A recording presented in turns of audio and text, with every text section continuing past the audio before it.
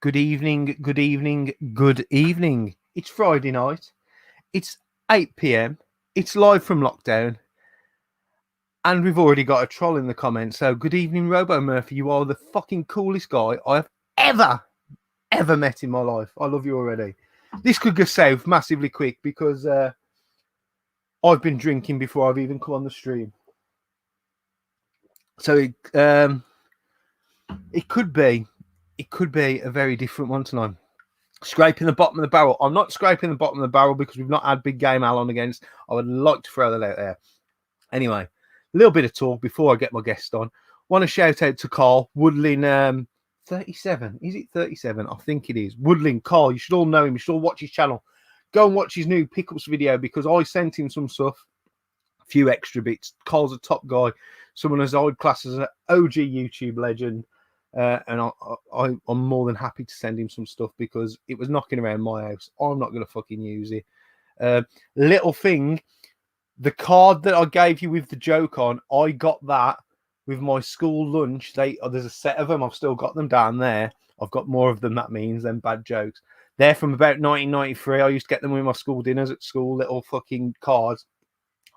And the Syria B or Syria A cards sticks I sent you, they were sent to me by a pen pal when we were at primary school. We had pen pals in year 6, and I had an Italian pen pal. Got Maldini cards and everything down there. Sent me. So just want to shout out to Carl. Those sticks and cards I sent you, they're something that have been with me a long time, and I just wanted to pass it on to you. Murphy, is that you? Is it? Anyway, we're not here for me. We're never here for me. I could get pissed tonight. It may exactly happen. But I'm going to bring on a guest. Someone who lives very, very close to me. And he's a good lad. Si, good evening. How you doing? I'm saying, mate. First, what are you drinking? That's the fucking first question you know. Yeah, it's what I was going to say. What are you drinking? We are starting with the Brothers Strawberry and Cream. I do like my ciders. I'm not a cider drinker. I've got a double IPA. Douche box. Not douche. I just want to say good evening to Junior D 1975. He's added news and views to the end of his channel name. Great guy, Dave. He gifted me the Batman Arkham Knights thing that's in my room, the statue. I know you've got the Assassin's Creed for one. You know what I'm going to do? I'm going to pop over to yours the weekend, Dave, and pick it up. Top guy. He's coming back to the tubes after a massive break. So please check out his channel. Say hello to everyone in the chat as always. And Si, welcome. You're right. How you doing? I'm good, man. I'm good. So yeah, have the trolls started already then? I think we've got 2 to UK onto him. So oh, that's all good then. We'll be all right for the first 40 minutes, but then Stu either falls asleep or he's too pissed to do anything. So if anyone could take over the admin after that, that would be brilliant. Tutu's have to give us a count of how many beers he's drinking. Then we'll know when somebody needs to take over. Ink Northerner likes your t-shirt. So the first thing I want to say, is me and you actually met long before YouTube was a thing. I was a seller at Revival, and you bought. Yeah, I'm actually really new to YouTube, and not just new to YouTube making videos. I'm new to watching a lot of YouTube, really, because I didn't know anything about half you guys' channels till about 10 months ago. I just wasn't something that I did. But me and you met at Revival, and you were trying to sell me some dodgy stuff from your store, as always. I believe you bought a VHS from me. I did. I think it was Gremlins. It was Gremlins. Yeah. Although I still regret not going back and buying one of those bloody monitors off you. I should. The worst thing is, you were the second stall in on the day, and it was like, I'm not going to blow all my money on the first store. I'm going to walk around, come back, and by the time I come back, they're all gone. Well, I'll tell you the truth about them monitors, right? Because Rob Fob, Tootie's mate, he arranged that pickup. I was on holiday in Skegness, and he arranged for me. He hadn't even asked me, I don't think. He'd arranged that I was picking him up from this dodgy warehouse in Birmingham. But I had about 9, so Rob got one. Yeah. I've got one. And Harper was given one because I always gift that to her. There's the broken one that you now have. Yeah. And the others. You know what? whoever tried to fix that one, because I know you said you didn't open it, and I believe that you said you didn't open it. Oh, mate. I don't Whoever opened it up and the soldering skills, they need shooting. It's like they've tried to solder through the board. Fucking. What I do know is they're quite hard to get hold of, but they can run off battery, you know, because they're broadcasting. Yeah. I have been looking because the PSU unit itself can actually come out as one complete unit, and you could just slot another one in. But I think to buy a PSU for it, it's probably going to be just as much as the TV itself. How much is the PSU? Because I'll tell you how much I could get for one of these if I wanted to, especially the Sony one. The Sony, well, I haven't looked, but I haven't seen any parts for less than 50 quid. Buy it. Because I'd sell a Sony one for 80 to 90 quid, one of them. Really? See, the thing of that is I do like my my CRTs and stuff like that. But I think the picture quality on them Sony ones, the Trinitron ones, are supposed to be better than all the rest, though, aren't they? Yeah, if you can get your Spectrum hooked up to that, I'm telling you now, beautiful. I mean, it's really like the Philips Discoverer one I've got. Do you know the one that's like the space helmet with the visor comes down the front? It's a really nice looking TV. But then you switch something on it, and it's absolutely shite. I think that it's a visually, as in looking at the telly, is beautiful, but the picture quality not so great. Shocking. It's shocking. There's quite a few other ones I got, but I have been told there are some of the Philips Discoverer ones with a SCART on the back of it, so you can actually plug in more things to it. But this is just RF, and I think that's your problem. Yeah, I was going to say because ones I've seen are only RF. But anyway, the other 5 tellies that worked, let me get I took to Revival purely because I thought they're small tellies. If I can hook a couple up with systems on, they'll look good. It might sell the other 3. Little did I know that all 5 would like sell first day. Like literally, if I'd got because I think you had hooked up an N64 to one, and I was playing that. And to be honest, I'm not a big N64 fan, but it looked really nice on that TV. I think it even looks better than the HDMI cable I've got for it now. Yes. I think it blurs the lines a little bit. It loses that fogging. But what I'd say is if Fob was in the chat, he'll tell you when I tested all that, because I had them all in my kitchen on the kitchen units, and I just mass tested them, and it was the N64 that I tested with. And I turned around to Rob because everyone knows I dislike the N64. Yeah. And I said, I'm playing the N64 on this, and it actually makes me like the N64. Saying about the N64 is I'm really not a fan of the N64, but that pad that I got that third-party one, has made playing games on it so much better. Yes. But then again, I was playing Doom with the steering wheel, so anything's got to feel better than that. I did watch that. Do you know what? There's quite a few other games I was playing, and I was trying to play Smash Brothers with the steering wheel. I'd say it's doable, just about. But sorry, that's one of the great. Like people don't know that. Like, as I say, I knew you before YouTube. You were always posting pictures of. You'd try and get fucking a modern PS4 running on some old black and white CRT sort of thing. The best thing for that is the PlayStation 3, because if you turn on a PlayStation 3 and hold the power button down for about 3 seconds, you'll hear a beep.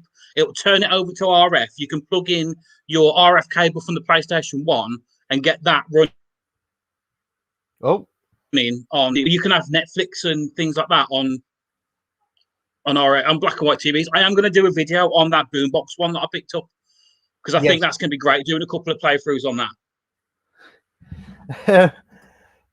Stu said, "Versailles, is he still getting royalties for the Lost Vikings games?" Never got any to begin with. You always said it was like Golden Axe, though. It's like yes. When anyone used to see, because like before people knew who you was, like, and it was just like talking the group, like, and stuff. I mean, I know Sioing, because like you were chatting in groups and stuff. Like I'm talking about Facebook group, and they said, "Well, what's he like?" And the only way I could describe him was Gilius Thunderhead from Golden Axe. In fact, that was going to be a big red beard. Yes, my 2 choices for thumbnails were obviously the Lost Vikings that I went for, or I was going to get Golden Axe, and I was going to have me as like the muscly warrior, and I was going to have you as Gilius Thunderhead. But I decided to go with the Lost Vikings thing. Do you know what? It did make me laugh when I saw it come up. It was like, yeah, nice touch that. It took a little bit of doing, but because I had to change. Saying that about thumbnails, I've just recently discovered how to actually make thumbnails. So There was I've another been. question as well from Stu because he's taking the piss. Did Si match the curtains with his hair for this video? Now, do you know what's really annoying? This is the only place I can actually sit and actually get some signal. I'd love to do it in the game room, but the house that I've got is such a long, thin house that the games room's all the other side. And I've tried. I think I can get to my kitchen, and the internet just dies completely. So this is either this or looking straight out the window. So Is that looking on the road that I drive down when I pull in? no, this is the back. Oh, is This that the of back? the Is house. it? I was wondering No. whether you're going to be next to your fire actually tonight or not. Do you know what? The weather out here today, fuck that. Did you have the hailstorm that come? We didn't have the hailstorm, but it's just a gust of wind. If I was doing it live now, I'll be talking to you. Next, the flames would come across the screen, and I have no hair left. Brilliant. So anyway, great introduction, Si. What I like to do with all my guests is ask a few certain set questions. So the first one is, what's your gaming history? So just tell us how you got into gaming as a kid up until the point you become a collector. So go system by system. Well, that's the weird thing is the actual being a collector is again something that's very, very recent. But we've always had a computer in our house. We definitely started off with my dad introducing us to the ZX81. And my only memory of that, though, is my dad sitting there going, look at this computer. It's great. It's amazing. He'd sit there for 45 minutes typing the code in, press a button, and I'd watch a dot go across the screen. It was like, wow. The weird thing is now I actually really appreciate the ZX81 for what it was. And then after that, I think he had a Spectrum Plus, the 48K Spectrum. Yeah. With a tape deck, and he always had it set up in the alleyway, in the hallway. So we'd sit there in the cold, waiting for these bloody tapes to load. Half the time we just like, okay, load the tape, fuck off, go do something else, and then come back, and it was like, oh, it's failed. Start again. You know what I mean? So there was no fast loading or things like that. I do remember going to my mate's house, and he had a Master System. And just thinking it was like witchcraft that you can literally just put a cartridge in the slot, switch it on, and he was gaming. And I was like, what the hell is this? And we had that for ages, absolutely ages, the Spectrum Plus. And then one day, I think it was Christmas morning, maybe 92, 93, we got a Amiga 600. And I think I've still got a picture of that Christmas morning. So going from the Spectrum Plus all the way up to the Amiga 600 overnight was like, wow. Yeah, I mean, the music's amazing on the Amiga. The sound, just some of the games are really mind-blowing. Well, they were to me at the time. Still absolutely love. Was it Lotus Turbo 2? Oh, really, really love that game. See, when it comes to the Amiga, yeah, we went from, like, I had the Amstrad, so we jumped from the Amstrad to Master System. I did. So the Amiga is something that really, really passes me by. And as much as I hear everyone in the community's love for it, because I never had that experience. Yeah, I think that's the same with me though. With Master System or no, with Sega and Nintendo, I have no nostalgia for them whatsoever. I mean, my nostalgia comes from the GX 4000s. It's as crap as that was. You talking about the Amstrad CPC? My cousin actually had one. I think I've told you this before. That he had it with a green screen, and we played that quite a bit when we went round to his. But the only problem with that is he always had the green screen. It wasn't until about 2 years ago I managed to get one, hook it up with a new monitor, and was like, wow, this is what the Amstrad is supposed to look like. I always thought it was just wired, you know what I mean? It looks terrible on the green screen. As much nostalgia I have for it, it doesn't show off the CPC at its best. What I'll say is my Amstrad was bought from the second-hand catalogue shop in Dudley, the Littles one that you get back. I originally had a green screen. The green screen popped within like a week, so they changed it for the colour one. I think it was for one of the white Amstrads. So I had the colour monitor. So the monitor and the keyboard mismatched, but I got the colour monitor. The weird thing is with that though is that if you get a color one that's like for I think it's the 6128 plus, they That go might, for an awful lot of money now. They do. yeah, well, don't upset me about that because I got mine. Upset you about that? You know what's upset me is my cousin, and I didn't realize this at the time. His Amstrad was a 664, which, if you know what that is the super rare one. And before I started collecting, I was sorting out my dad's sheds and everything else at his house, and I come across that and a Spectrum +2, a grey one. And this is before I was collecting. I sold it for 60 quid. Did ya? They go for like 200, 300, 400 quid now.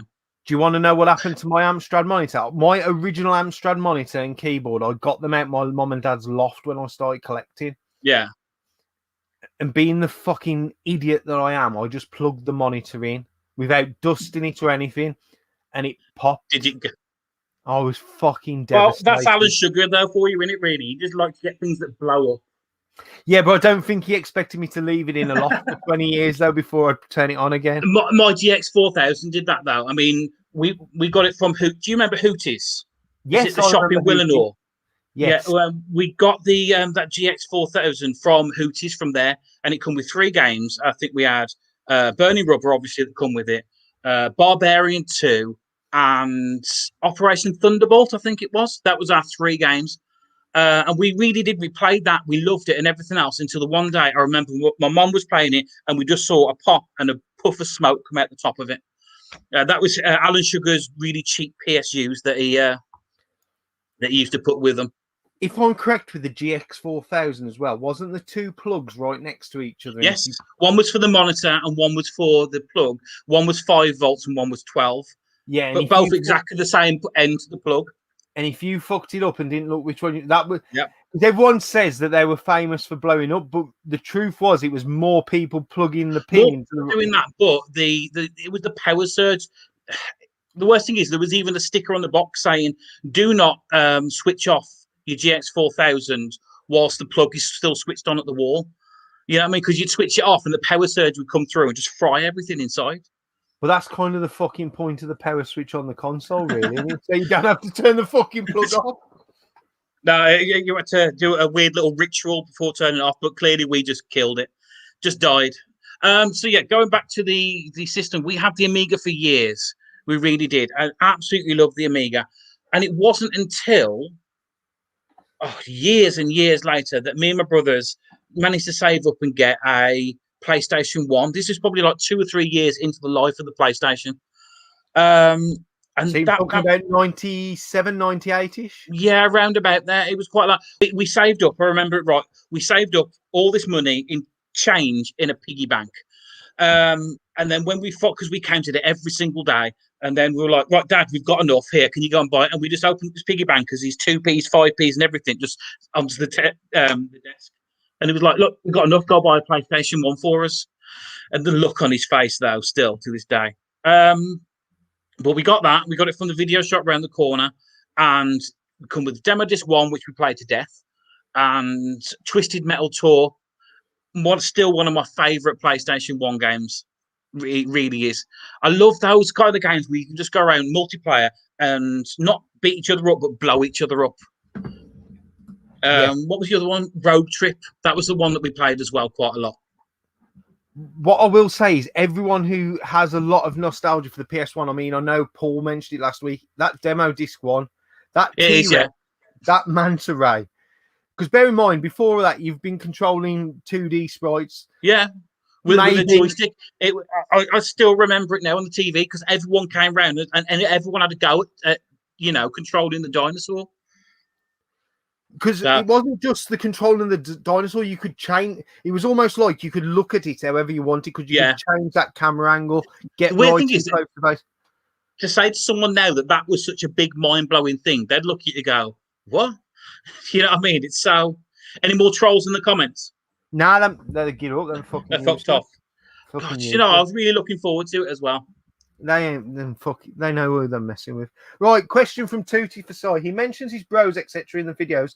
Do any of them collect? If not, do they think Sai is mad? So basically, that's like other people's opinions on your Okay, collecting habit. I've got 6. Hang on, yeah, I've got 6 brothers. So I'm worried you have So to fucking count then. no, I did have to think then for a second. I disowned a couple of them, so I had to remember if there was still a bit. Yeah. Fair enough, man. But my older brother collects toys. Chad, who's younger than me, is a mechanic, and he just thinks anyone who collects anything is weird. He's the type of person that can go into his house and go, "I don't like the color of that kettle," and he just throw everything away that day. You know what I mean? He's such a minimalist person. My other brother is into Magic the Gathering cards, which I just do not get at all. Big money if you know what they're worth. Yeah, well, that's the same with Pokemon cards, though, isn't it? With that. Yes, also that's why I've got lots of them. Yeah, and the other one, he's like just a bit of everything. No, I don't think people think I'm weird with collecting because they just know me. If you know what I mean, they know that I'm going to pick up stuff, and I think they think I'm weird that I've gone for so many micros and stuff like that, and would quite happily sit there and wait for this tape to load to 10 minutes to play a game for 10 minutes. But no, it's no, I don't think so. I think they're weird. See, I think this question in some way or format gets brought up a lot. No, and I say this all the while. None of my mates think this collection is weird. Like, you know, none of them. And my dad doesn't think it's weird. My mom fucking, when she was like, God bless her, she probably thought he's just like me because she used to collect stuff. You know, if in fact, like, you know, I work with all sorts of ages, like in the team that I work with at work. Like, you got older guys who are the carpenters, and then you got the young lads who are labourers.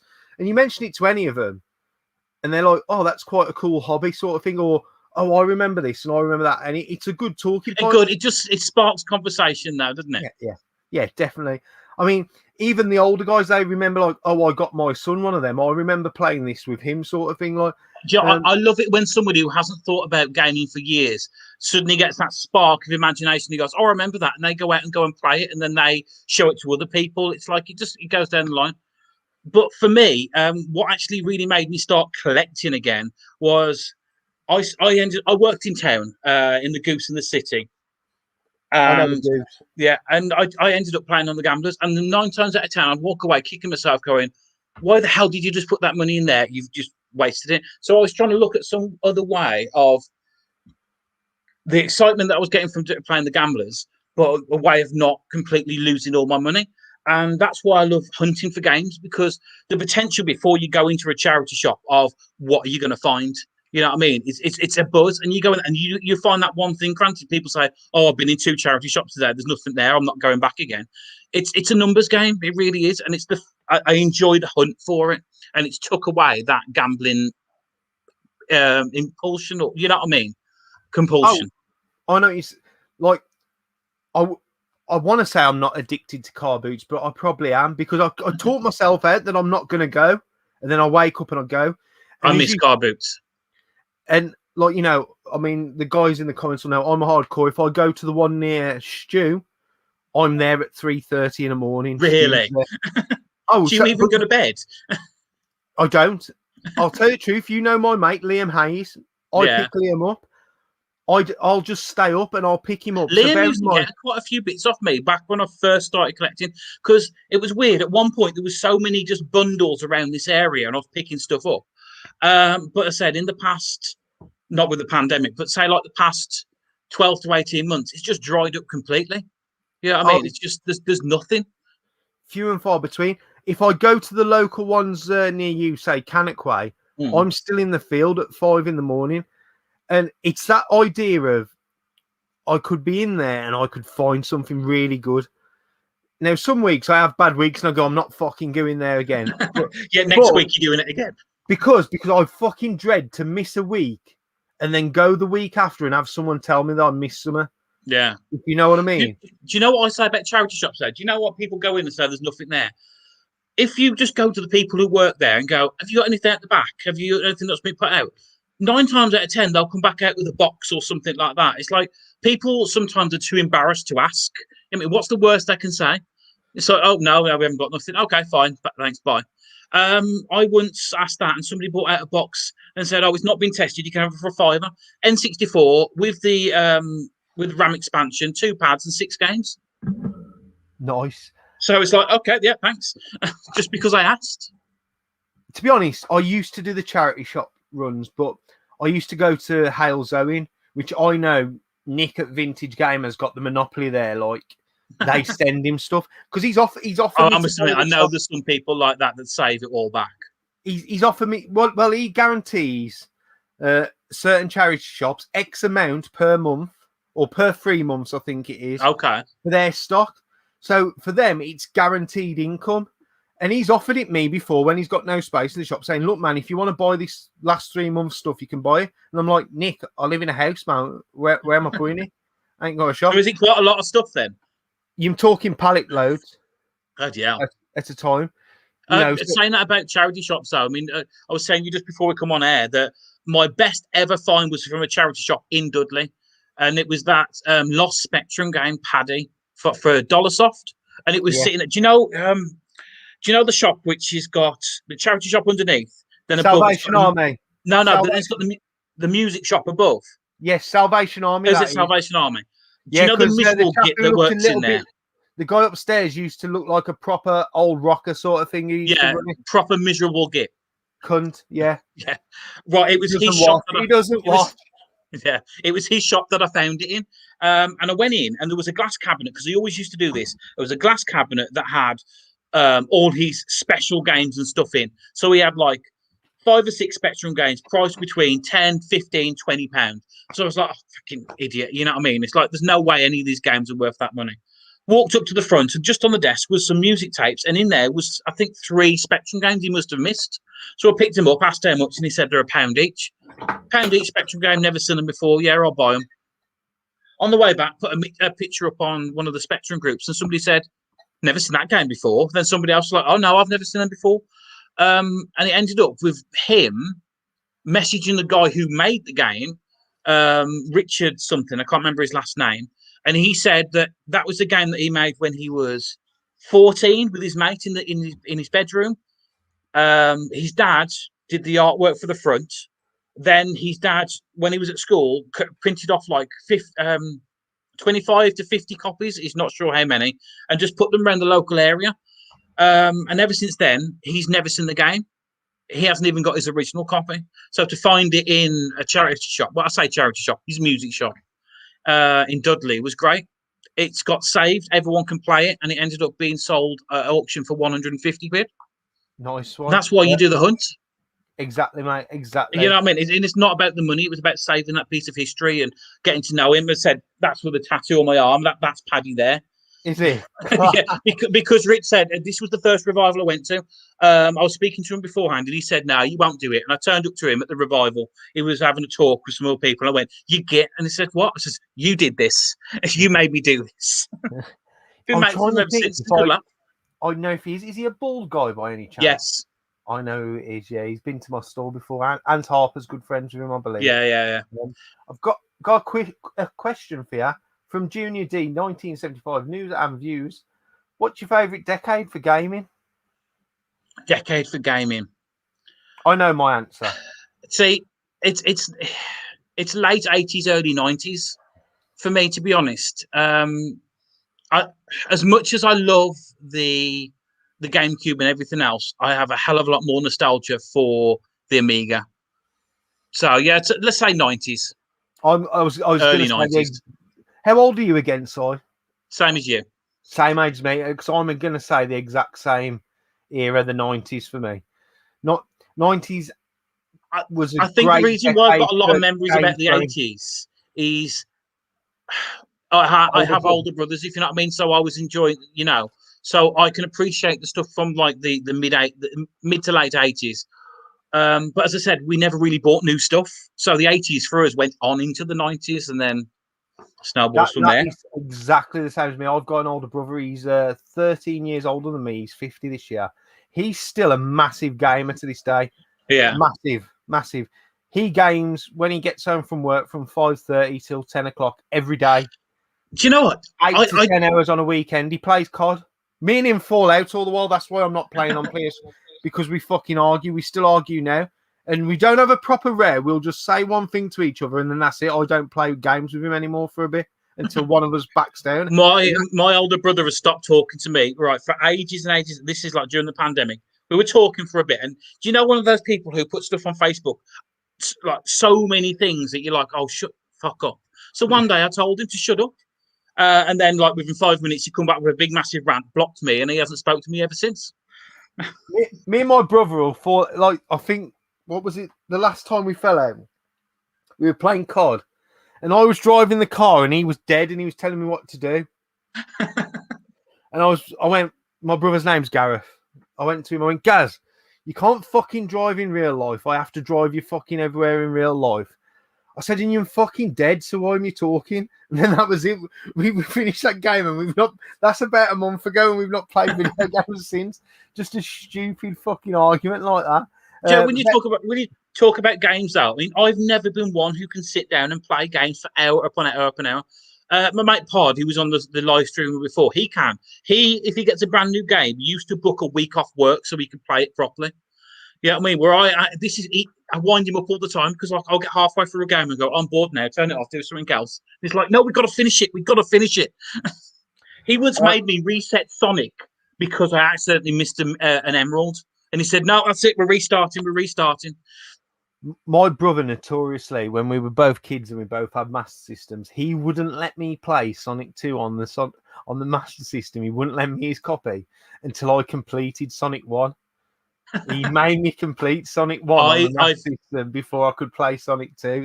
I've never completed a Sonic game.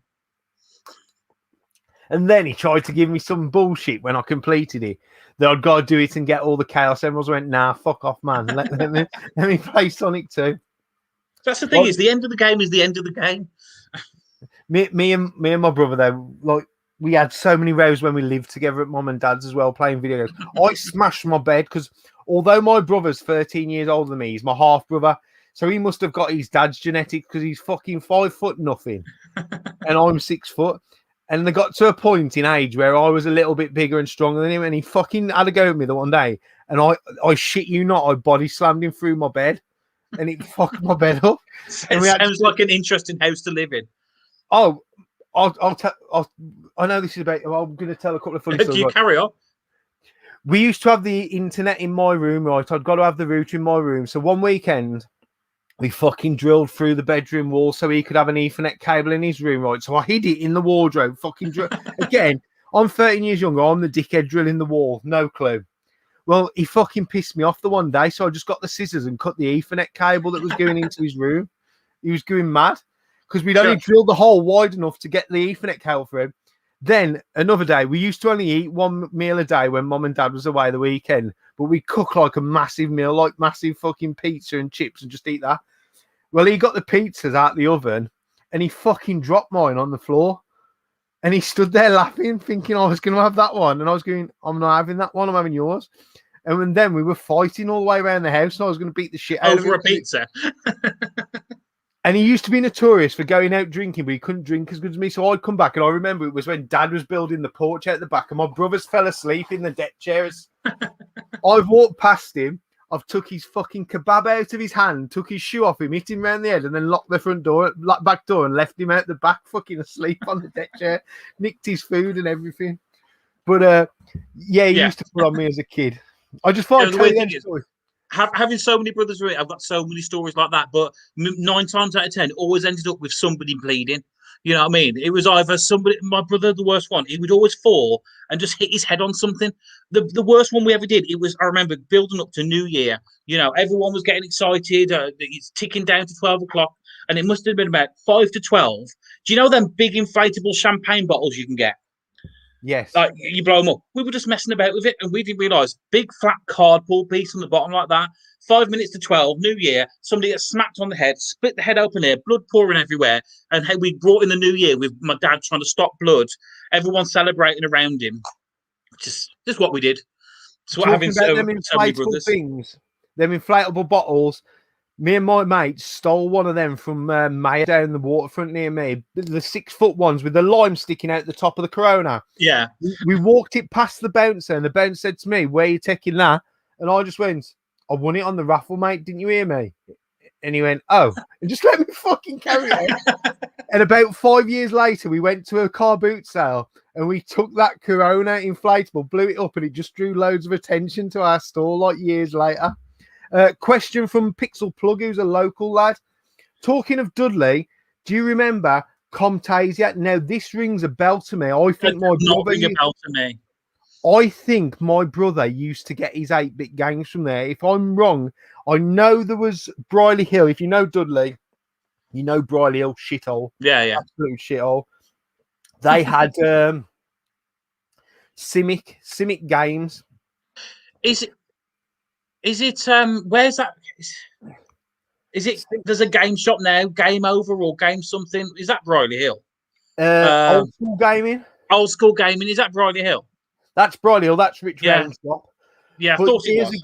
Years ago, there used to be one called Simic, and they used to sell Mega Drive, PlayStation, that sort of era. In the end, they become like a Pokemon shop, more concentrated on the car games. But I remember them having Jaguars stacked in the window at 20 quid a pop boxed, and they couldn't sell them. I remember it was. I put a picture up on Nerd Chat the other day of these drawings on a wall, and it was from Forbidden Planet in Wolverhampton. Do you ever remember that shop? He used to do a lot of import stuff, but I remember Forbidden Planet. I can still see it now. Right on the front door, it was box Sega Saturns with, I think, 3 games, and they were selling them at 20 quid each. Yeah, I mean, if only you can go back in time now and go, yeah, I'll just have all of those, stick them in storage. Retro Bear says Comtasia is at Merrill. Now, if I remember right, it was downstairs, somewhere between where the game stall is and where McDonald's is. It was about there. Sold 8-bit games. I got my WrestleMania on the Amstrad from there, if it's the correct shop I'm thinking of. If someone in the comments can let me know. See, I don't remember ever buying any 8-bit games. You know, everyone says they remember going to the shop and looking down. I remember them being in Toys R Us on the hanger. Do you know where like they have the backing card? Yeah. I remember them being on the hangers. For me, I remember Amiga more, but what I absolutely the greatest memories I've got though, and it's not of buying games, it's waiting each month for the demo disc to come out. I remember waiting each month for the Amiga demo, and I've got really good memories of the PlayStation 1 as well. Of just like you got the demo disc, it probably had 2 or 3 playable games in it, but you played them to death. You really did. I remember playing the hell out of the beginning of Resident Evil 2 on the demo disc for the PlayStation 1. Did it just go to the end of the first level? Yeah. You went in the gun shop at one point, if I remember. The buzz is outside on fire, and you go into the gun shop, I believe, or some sort of shop. I remember racing games I played. I always played Wipeout, Roll Cage, and I'm sure it was Ford Rally Racing or something like that. But we played the same. The good thing about racing games is you played the same lap over and over again, and you just got really good at this one track. Yeah, I mean, and it wasn't until years later that I bought the full version of Roll Cage and realised there was more bloody levels to it, and then I couldn't drive them. We've got a load of questions, and before they give me shit for not asking, I'm going to ask a few. Vouta, most expensive game you got at a steal because the seller didn't know what they had. So basically, you've bought. Please don't tell me it's me. No, CEX, and I absolutely love getting one over on CEX. And this is what I told you just before I came online. I went in. Sorry again, Dudley again. So I've stole it from your patch. I don't go Dudley. It scares me. You don't go Dudley. It scares you. I go past my area, so no one knows me. I went in and they had some like loose carts, and I was just looking at them. And just as I looked up, right at the very back, hadn't been put out yet. Do you know they put the prices on the roll and before they stick them on? It was just there, and it was a big box of Donkey Kong Country 2, absolutely mint. I went to the woman, how much is that? And she went, oh, it's 35 quid. And so I had a look at it, pulled it all out, not a mark on it. She said, oh, there was like a slight crease on the front. That's why it wasn't mint. But I think CEX went for a phase where they were so scared to put anything mint in case it came back to them that they were just putting everything as box. So I opened it all up. It was almost a bounce back because they were saying stuff was too good. Yeah. And it wasn't. And they got a backlash. So then they were too scared. Opposite way. Yeah. It was. Do you know where you've got the Metroid one where you got the big box and pull it out and it's in like a big like cardboard thing, but the cartridge is in the middle. Yeah, With when Donkey it's Kong got the Country 2, oversized player guide yeah, sort of thing. but Donkey Kong Country 2 actually has a box version of the game in it with the manual. So when I pulled the box cartridge out, game out, it was honestly, it looked like it was from the factory. Everything was there, the manual was there, not a crease in it. So I bought it, put it up on a raffle, and I sold it for 250 quid. And No. you know what? I do not feel guilty about getting one over on CEX. Nah, fuck them, man. The worst thing is, though, I hate to think how much they gave the person who traded it in. But, you know. That's the... See, I've always fancied, like, at a stage, CEX were turning stuff down that I would have happily bought off other people. But I have got a few deals that way. But you're not allowed to do it in the premises or so far outside. You have to go away from the premises, I was told. The one at Merry Hill told me I had to go out the precinct if I was going to buy anything. I was like... I've had a few times that refused stuff. I mean, the one time I just needed a PlayStation 3 pad, and they refused to take it because, you know, like underneath where your fingers have been resting, it just rubs off the serial number. So they won't take it. So I said to the guy... because... See, I agree with them there because what they do is, although that serial number's unique to Sony, they use it for tracking. So say, I know that. I get that. Stupid place to put it though for the pads. Yes. You know, I mean, right where your fingers are. But the guy said he can't. He really needed the money. So I said, "How much you want for the pad?" And he went, "Give me £2." There you go. I was inside the shop and did that. But it's Wolverhampton. They've got less standards. I was going to say they're really funny with that. Moving on to the next question is Paul, your mate, Retro Bait. Hope he's drinking wine from his chalice. I'm not. Oh, yeah, Paul is. He's probably drinking it with a straw. Favorite homebrew game? Favorite homebrew. There's so many of them. It has got to be Metal Man from because I bought that one and it's what started me collecting homebrew games, and I got it off Scott. It's a monument game. I didn't know anything about homebrew games at all. Scott just happened to put this one up for sale, and I bought it, you know, reasonable price. And then I plugged it in, loaded it up, and went, when the hell did Spectrum games become this good? You know what I mean? The time and the effort and because you know, like you play some of the Spectrum games, and they, as a Spectrum fan myself, 80% of the library is shit. Stuff back in the day, it just absolutely is. There are people who were coding in the bedroom or people in the company pumping them out as fast as possible. But with homebrew games now, people spend a couple of years programming them. They do it because they enjoy doing it. They don't do it just to make the money. It's not just that side. What you've got to remember is these machines now are 30 years old. Everyone knows, like if you absolutely. I mean, did you see what the Russians were doing with it? The Russians were programming on the Spectrum for like well into the late 90s, and some of the stuff they were coming out with the Spectrum hardware in Russia because they just didn't have anything else, so they had to make do. I've seen a port of Mortal Kombat on the Spectrum, and this was back in the early 90s. It's absolutely stunning. No color clash. Granted, you're trying to play with just one bloody button, but it's amazing what they can do with it now. What it is you find with a lot of the other systems as well, like, you know, you get like new games released on the Mega Drive, new on the Dreamcast. Yeah.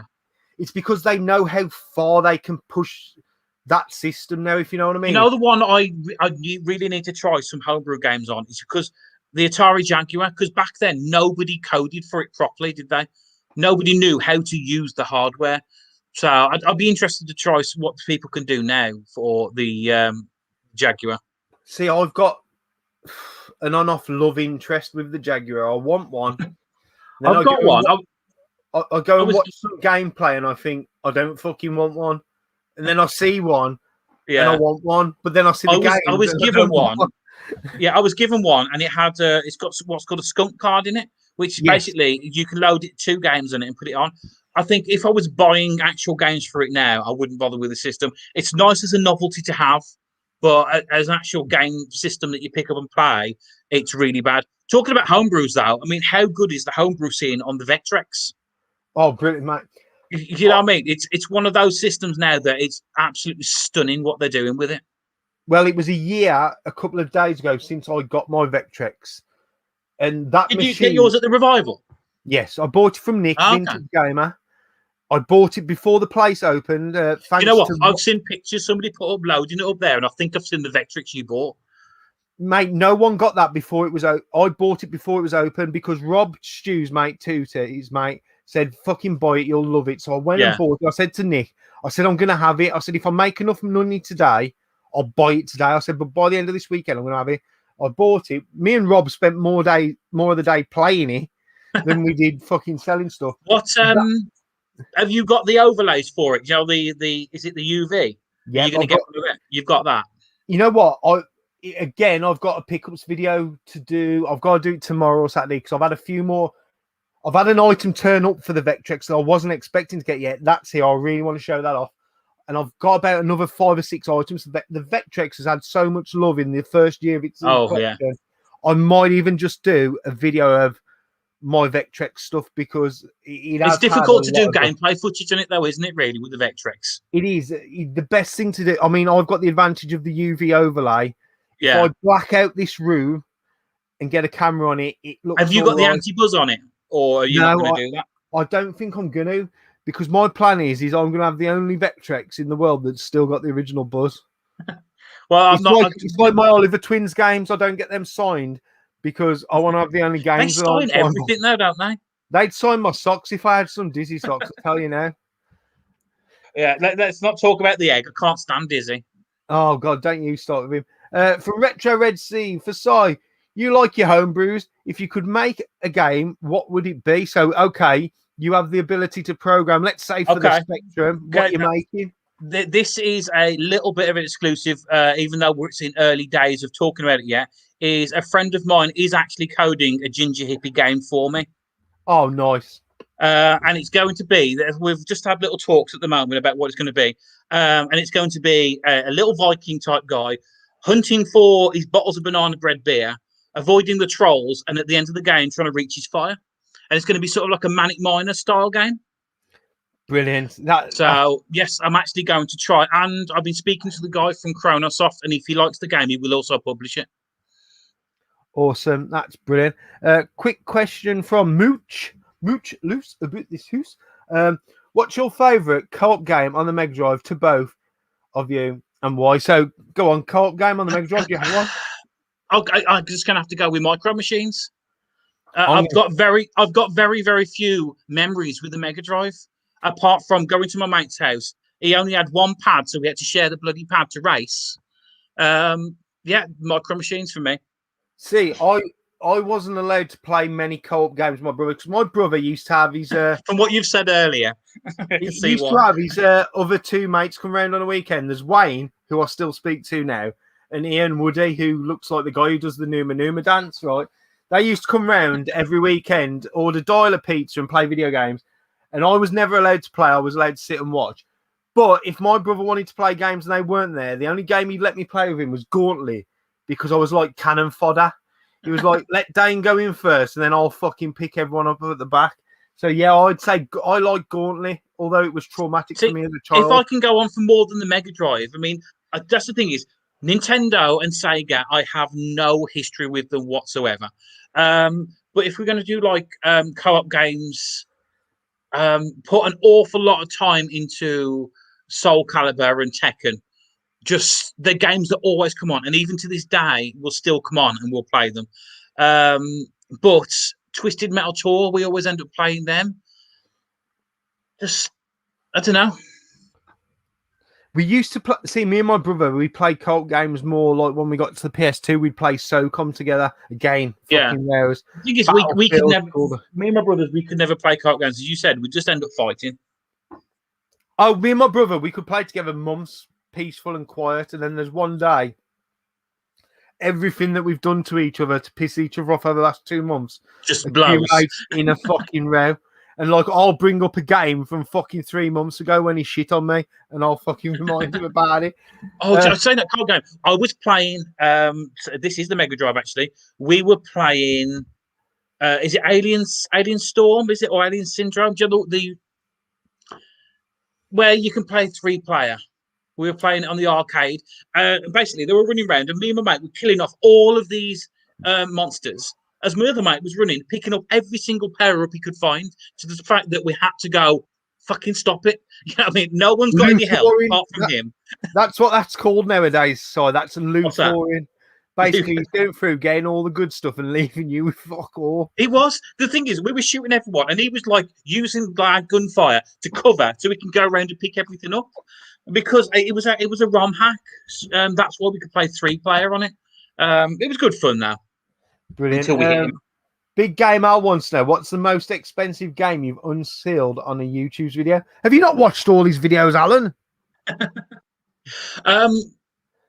There's never really any expensive ones. I don't come across them. I did come across Majestic Quest or something like that for the GameCube. I've opened that. You opened one live at my store at Revival. Oh yeah, I forgot about that one. I hate games being sealed. Plus, it also pisses people off. Oh, mate, I'm with you. Games are meant to be played. It's why I don't collect toys, because although they look brilliant in the box, it massively pisses me off. I want to get them out. My next door neighbour, literally I can see his window from here. He's a massive toy collector. I've been into his flat and you cannot see a single part of his wall for toys everywhere. He collects toys, shoes, hats, a lot, but he doesn't collect anything computer game related. So right. At least we don't compete with each other. I was just about to say that. Question from Nerdy Geezer. Who, in your opinion, makes the best homebrew game? So I'm guessing we still. It's difficult because there's a lot that they're all made by individual people. I think the company that puts out the best ones are Monument Games, just because everything they put in their games. They put pin badges, they put lots of collectibles, things like that. Limited run games. They put the time and effort to give you the digital download and to source tapes that match the color of the case or the light, you know what I mean? So Monument for me. The problem with them is they stopped making their games, and their games now can be more expensive than original games. There's one called Cray 5 that I've got, and it was limited to 50 copies. And if Ant Harper's here, he looked at the eBay listing the same time as me. It was sold for £150 for a homebrew Spectrum game. Jesus. So yeah, Monument definitely. For cheaper ones, I think the Chronosoft and stuff like that are great. But Monument all day long. Brilliant. We're back to Paul.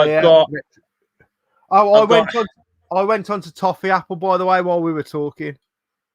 I've had the Toffee Apple one, but to me, it just reminds me of Bonfire Night. I'm sure West Park was selling that or one of the Bonfire Nights. Bonfire, now you're talking. They haven't done it for years over there. Do you know where they moved it to? They moved it to Dunstall Racecourse. You know what? I'm going to tell you something about West Park. I met the Chuckle Brothers there when they used to have like that show every year. And, you know, Diana Ross and the Supremes. I met the Supremes there. I've got a picture of me as a kid with the Supremes. I know Rob from fucking Fob will be jealous of that. And I've got the picture of me and the Chuckle Brothers from West Park. Not meeting them, but I do remember breaking into the Molyneux that somebody on the inside opened up the gate and we all ran in as Bon Jovi was playing. So I've been to a free Bon Jovi concert at the Molyneux. Fuck me, I'd have run back out, not just because it was Molyneux, so I wouldn't want to listen to fucking Bon Jovi. So anyway, Paul Retrobait wants to know, what microsystem has the best games and why is it the Amstrad? It's definitely not the Commodore 64, that piece of crap. Best homebrew games. No, I think he's just asking best games. I don't know. It might be homebrew. What micro has the best games in general? I did not play a Commodore 64 till about 3 years ago. Just never even knew anything about it. When I first saw the graphics come up, I was like, wow, that actually really is quite impressive. He's going to hold that against me now that I've said that. I'm going to throw it out there. Best two games on the Commodore 64. Aztec Challenge? Aztec Challenge and Pirates were brilliant on the Commodore 64. Pirates. All the rest was shit. Have you played Mayhem in Monsterland? No. Try it. Honestly, when you talk about how good systems can be at the end of their life, Mayhem in Monsterland on the Commodore 64 looks like a Nintendo game. It looks and plays just like one. It's stunning. So he's really going to hold this against me now that I've talked up the Commodore 64, isn't he? What are you going for the look, man? I'm not going for the Commodore 64. I find it impressive, but because I didn't know how good it was back in the day, I have to go with the CPC. Yes, I really do. Because when I first plugged it in to the color monitor and I played the games, I was like, wow, genuinely blown away with how clear it was. No color clash, good sound. It's got to be the Amstrad. Mate, I'm biased, man, because Amstrad, especially in the gaming community, gets the most shit. And I said this last week. I think a lot of it's down to Alan Sugar and people, especially British people's opinion of Alan Sugar. Yeah. But he was a marketing genius, though, back in his day. Oh, look, man, I have this joke with Ant Harp here. So Clive Sinclair is the greatest, like, computer designer, whatever you want to call him, for making the Spectrum. But he really wasn't. No, he had a lot of good people. Yeah, but he was a shit businessman. Now, if him and Alan Sugar could have worked together properly, now you'd not even talking. That. If they hadn't split and stayed together, and instead of making the Spectrum and the BBC Micro, if those two stayed together and teamed up, they could have still been going there. You know what I mean? But the problem is they divided it. They split the profits. They split everything. They fought against each other and let other people in. So Clive didn't have a clue at business side of anything, whereas Sir Alan, he was. It's a weird thing is I'm going back and thinking of the Micromen. Have you watched that movie? The Micromen. Do you know what? I would go and watch it just because it feels it is a really good movie. But it shows you how stubborn he was. You know what I mean? It was his way or no one's way. See when you've said this, if you was right to get a kid now, say a kid who's never seen any video games whatsoever, put a ZX Spectrum in front of them, a Commodore 64, and an Amstrad, and say, right, we're going to turn all three of these on together. Which one do you want to play? He would go to the Amstrad purely for the color palette. I would say for the color palette, yes, but also you got to think of the Spectrum. It wasn't until Alan Sugar took over that he'd come out with the Plus, which made it the Plus 2, sorry, made it such a more user-friendly computer. Before then, it was, granted, everything was done at a price point. There's a reason why everything was done the way it was. It was purely to make it cheap and get it into everyone's house. See, but this is where me and Ant both agreed. Me and Ant Harp talked about this. So Clive made a system where everyone else made money off him.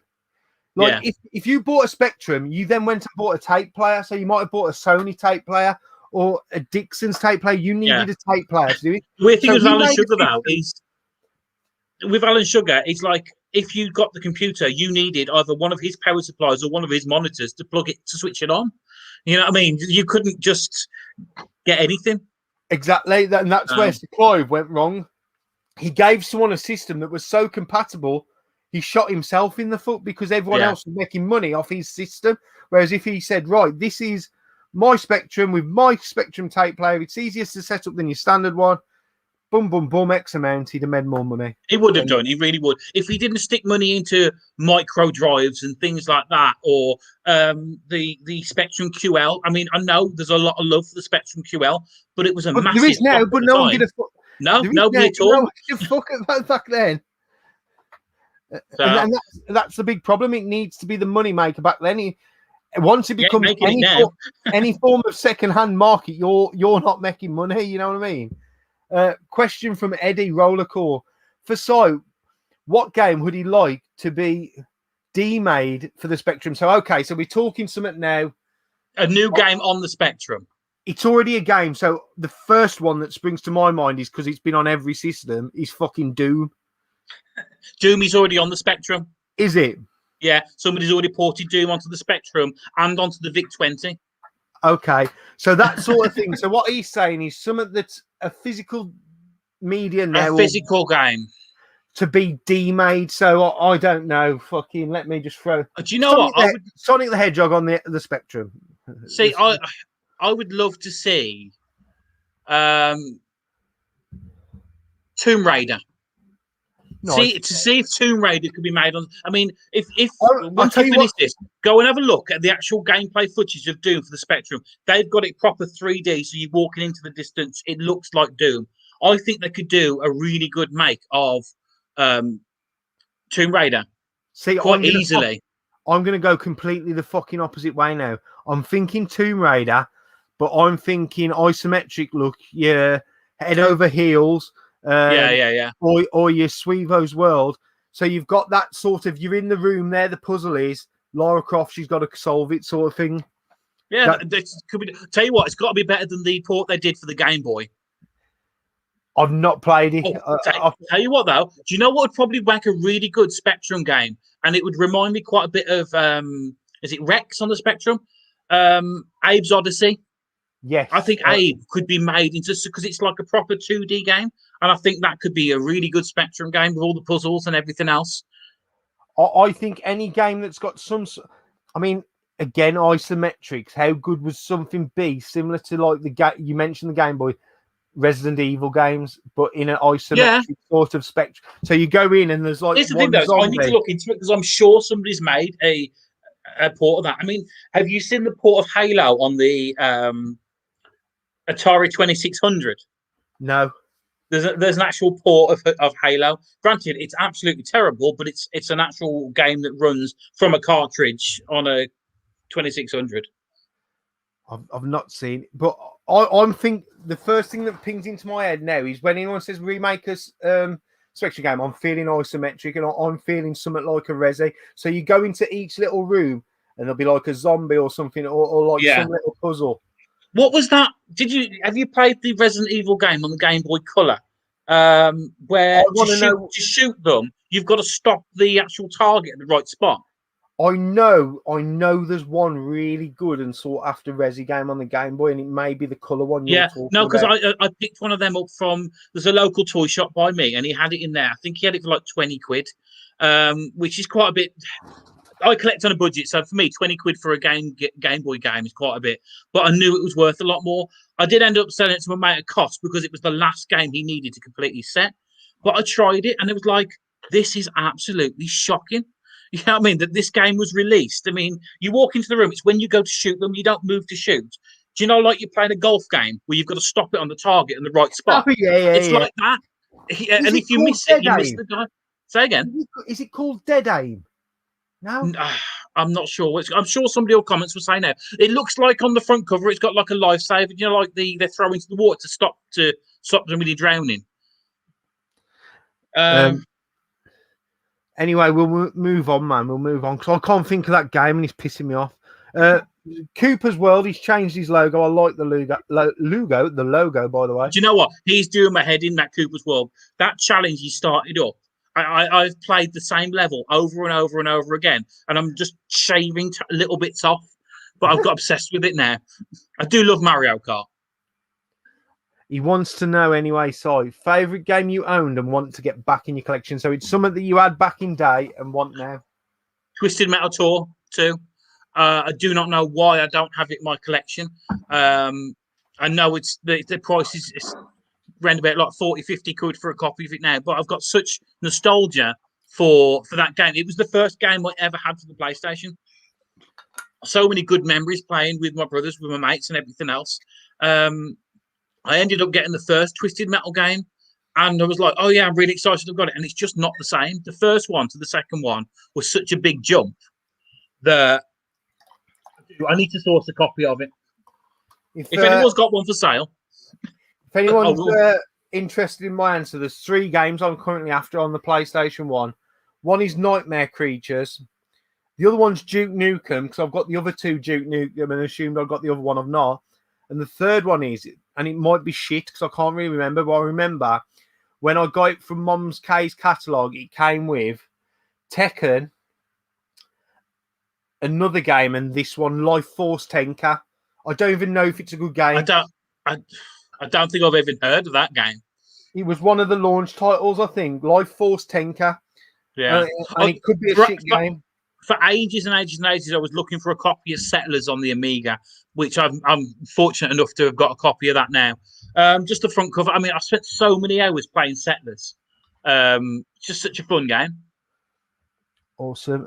I'm just going to answer Steve's question. I'm going to be lying in a pile of my own piss, so the answer's no. It's a no from me. I am actually. Tell you what, though, if it wasn't for seeing your live streams going on to Retro Chef's Swap Shop, LKG, I wouldn't have done the live streams myself. It's really, really odd that the first time I did it with LKG, I was like, absolutely shitting myself. You know what I mean? I'm not going to lie. Never done it before. And then done a couple more, and it was great that, oh, hang on, I'll do it. It's weird that I've not got the buttons this side to start, Yeah. clicking on. It feels really odd. I find that hard when I go on anyone else's stream that I'm not in control, if you Yeah. know what I mean. Like, I still find myself scanning the comments, like. I did a live stream with Paul, and I did one with Pod as well. As I said, in a couple of weeks' time, I am going to be having a fire in his back garden, and hopefully we can do some kind of like quick live stream when we're there.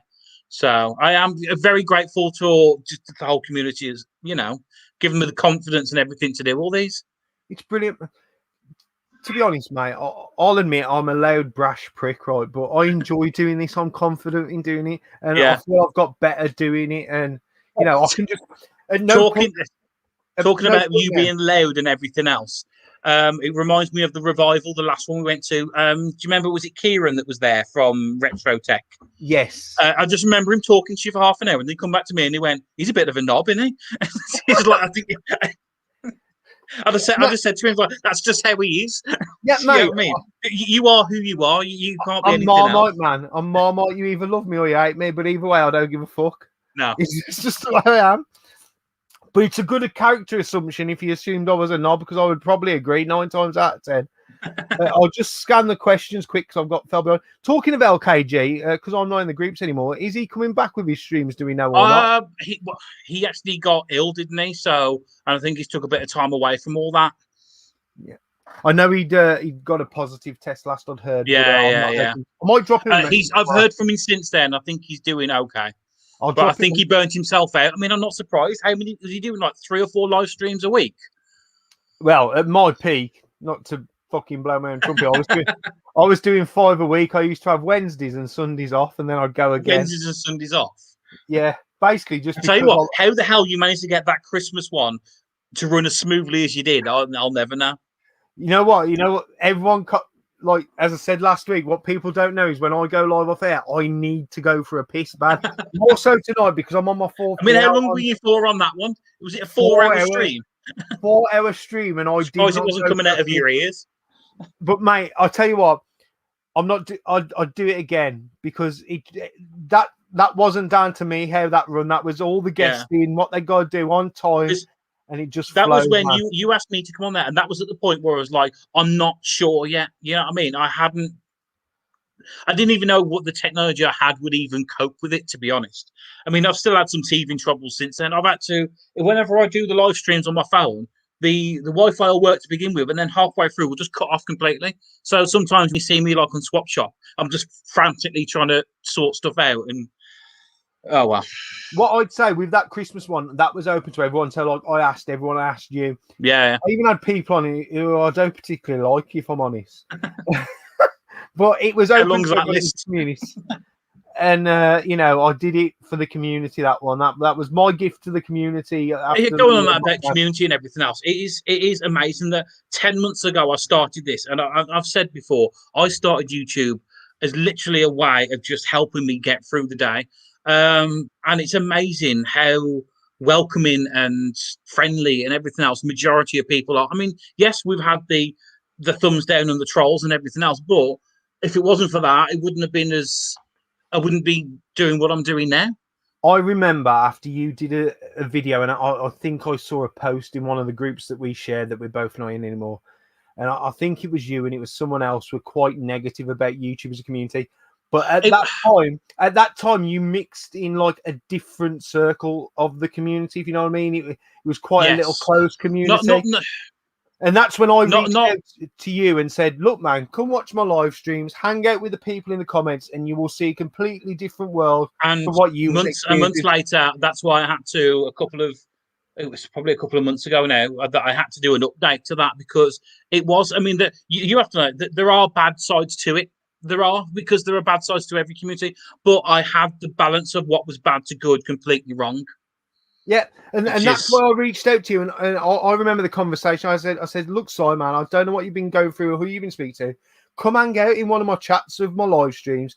You'll see all the guys who are in the comments. That is where I first started discovering a whole lot more channels. I mean, I didn't watch a lot of YouTube or a lot of YouTube channels before then, but it's amazing. Like you go and you see this and you look at their videos and they recommend someone, and you go and see them and they recommend two people, and it just opens up. It really does. And then before you know it, you're part of it. You're part of it and can't get out.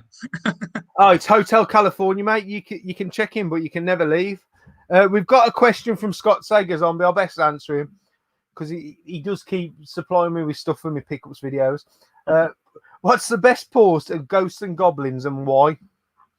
Actually, I would like to say the NES one because it's the first one I played, but it is not the best. It's not even close to being the best port of Ghosts and Goblins. My favorite one has got to be Ghouls and Ghosts, Super Ghouls and Ghosts on the Super Nintendo. I was going to go. It's a toss between that one actually and the Mega Drive one because the Super Nintendo one's great with the double jumps and everything else and the graphics, but the Mega Drive one is good because the extra power ups you get. But the NES one, the thing is, if you think the NES one is bad, and I've said it before, try the Famicom port. 3 continues unless you put a cheat in. Did I send you that game, Si? No, I think I think I bought that from Japan. Okay, I know I've had a few copies of that and sent it out to people. But yeah, you have to. It gives you your 3 continues, and if you go straight back to the beginning, and you have to go like up, down, A, B, or something like that. But you shouldn't have to put a code in. Do you know when you finish a game and you're really frustrated that you don't want to start straight away? If you just press start, you're back at the beginning. Fuck. Yeah. And I will say that the Famicom versions of most NES games are that little bit more brutal. Anyway. Okay, here's one thing. I very, very, very close to getting a Famicom twin system. I wanted one at the last revival we went to, and I was really that's the past 2, to be honest. But with the disc system, how much do you play the disc games, or do you not even play them at all? I've got 2. I don't play them that much, but I do love. It's a nice looking system. It's the controllers as well, and it's obviously mine's RGB modded. Yeah. It's just the whole idea of because if you can get a hold of the discs, not via import, like if you look at Lee at Sore Thumbs, he regularly has them at the events. Yeah, they're not that expensive. I'll be honest, the cartridges are more convenient. Just plug in the cartridges. It's just a nice idea. I mean, as you with the Jaguar, I keep going. Yes, I'm going to get one. No, I'm not going to get one. Yes, I'm going to. You know what I mean? And I keep going backwards and forwards. But I'd love one. If I did see the 2 that I got, they were a steal. Like the one that Stu's now got, I picked that up in a bundle with my Japanese N64 I've got down here. And I got that for a steal because I blagged the guy that he couldn't prove to me it was working, which is fair. He couldn't. And then obviously I've sold that one on to Stu, and then I bought my RGB modded one, and what I paid for the bundle, that system was worth. Yeah, you know. You've got that the disc thing as well, the disc protector. Yeah, as everyone goes on about. But what I'd say, I was going to buy a Jag off Sean Retro Games Revived. And 1, he hasn't sent me the pictures, Sean, you ignorant fucker. and two, I've gone off it since because if he'd have sent me the pictures the next day after I wanted it, it'd be here now, if you know what I mean. Yeah. But then I've watched a couple of videos of fucking people showing me the games. I'm like, I don't want one again now. Going back to my history and everything else, I was ill in hospital for quite a long while. And we were looking for the magazines. This was back when we had the Amiga. And I always remember seeing this Amiga CD32, talking about it, looking about it, reading about it. Really wanted one. And 25 years later, I finally bought one.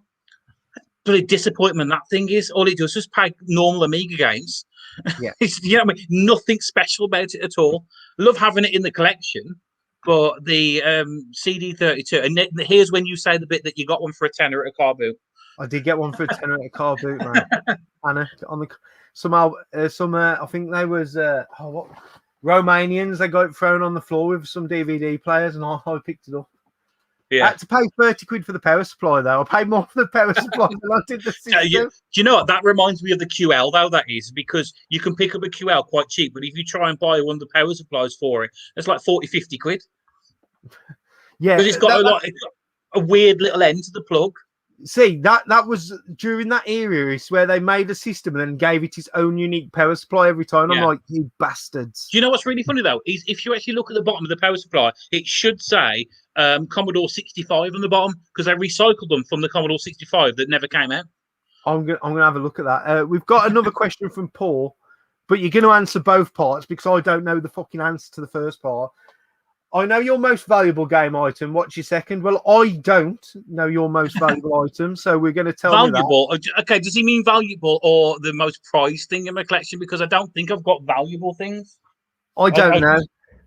We'll go with your most prized then, rather than okay. The most prized is the one that everyone laughs at, and it's that fake Famicom Flintstones game.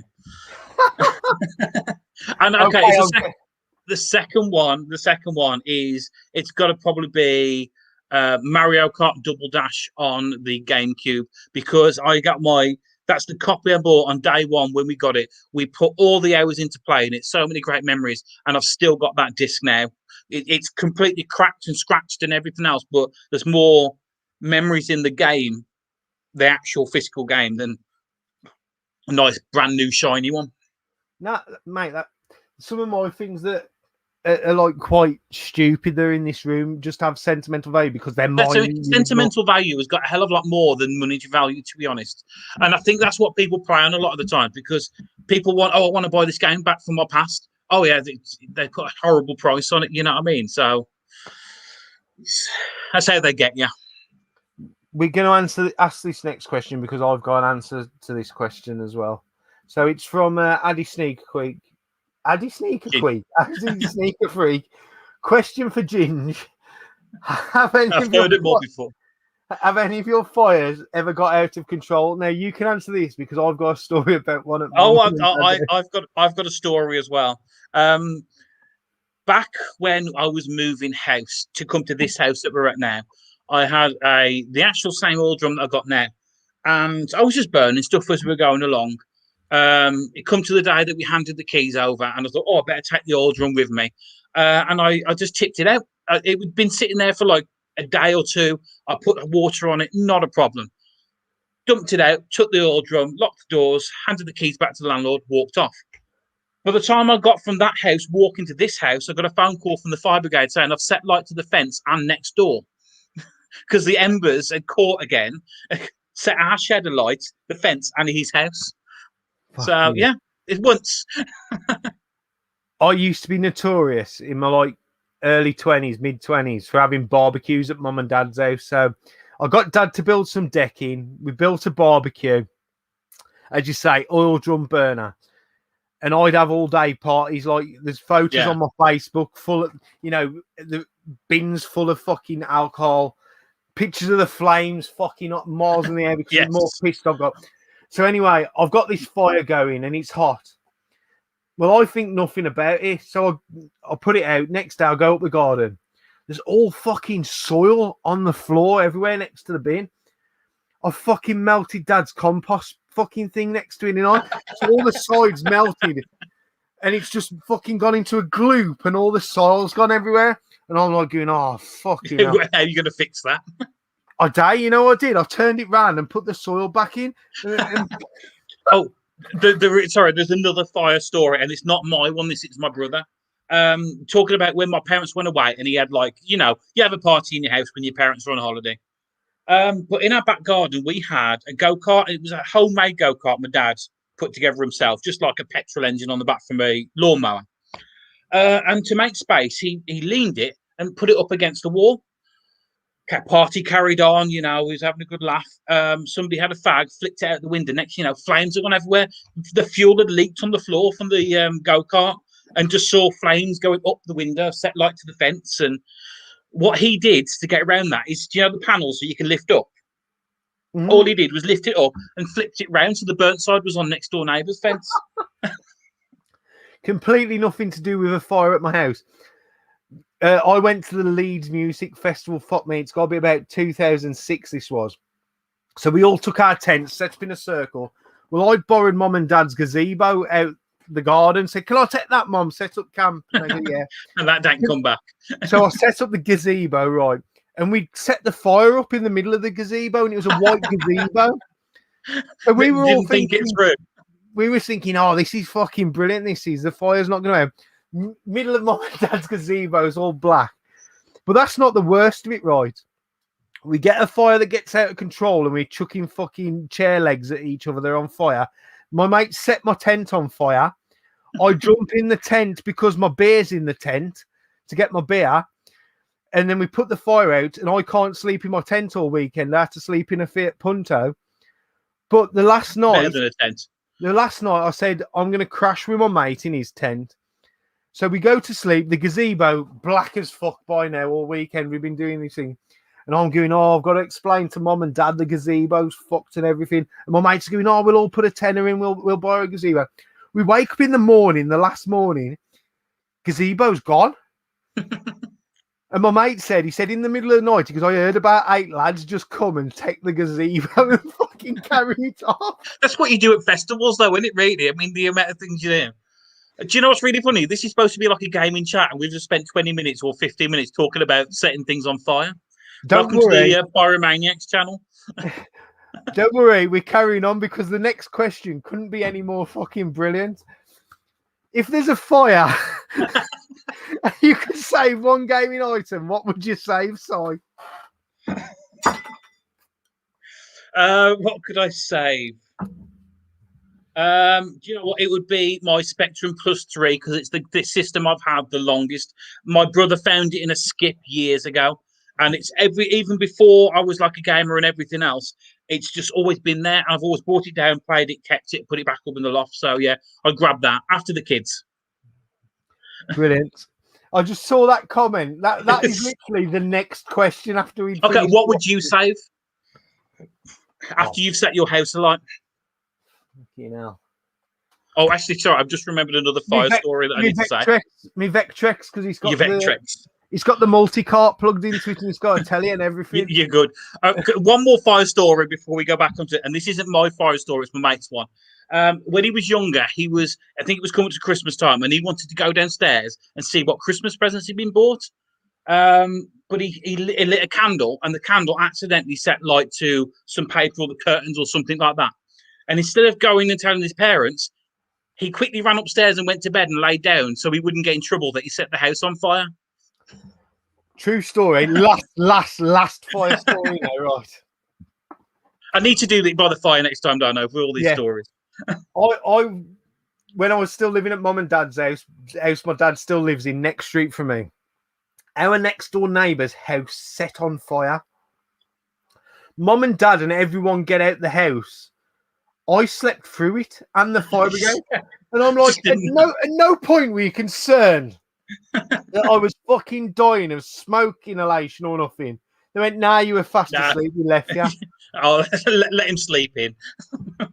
And I can see Eddie's talking about a fire at the Leeds Festival, which was way before I started even talking about the Leeds Festival. It was not my mum and dad's gazebo. I actually do fire breathing as well and fire spinning. So there's quite a lot of. I haven't done fire breathing for a while, as you can tell. That's why I've still got a beard.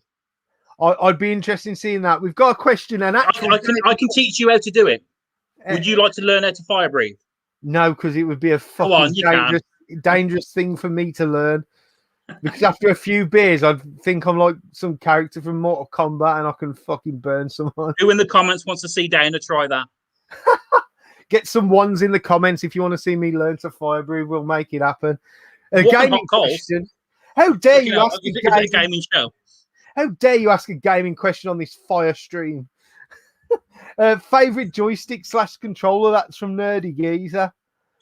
Joystick for me has to be the Zip Stick every time. I know people like the Competition Pro, but for me, I don't know what it is about the Zip Stick. It's a nicer pad altogether. Well, joystick.